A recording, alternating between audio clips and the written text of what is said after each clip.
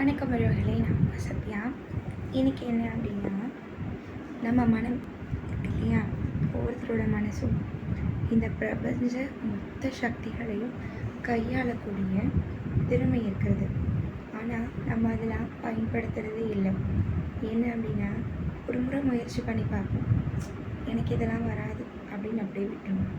ஆனால் தொடர்ந்து முயற்சியும் பயிற்சியும் பண்ணுறவங்களுக்கு மட்டும்தான் இந்த இந்த எதிர்காலம் நமக்கு ஒரு சிறப்பான ஒரு நல்ல விதத்தை நிச்சயம் நமக்கு காட்டும்.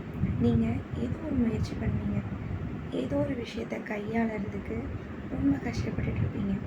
அதெல்லாம் என்னால் முடியாது அப்படின்னு ஒரு முடிவும் பண்ணியிருப்பீங்க.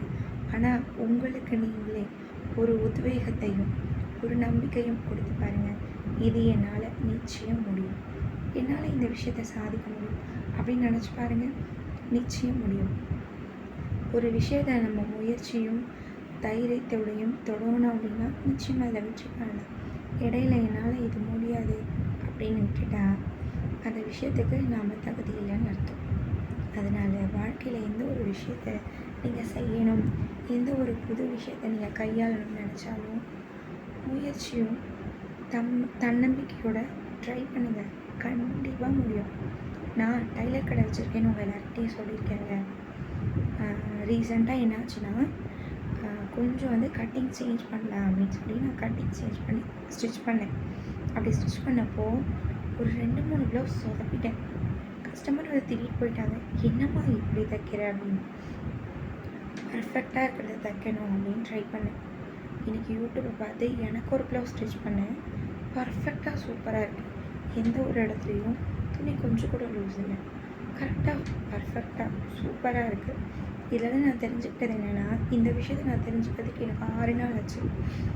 ஒவ்வொரு ப்ளவுஸை ஸ்டிச் பண்ணி பார்த்தேன், ஏதோ ஒரு மிஸ்டேக் வந்துகிட்டே இருந்தது.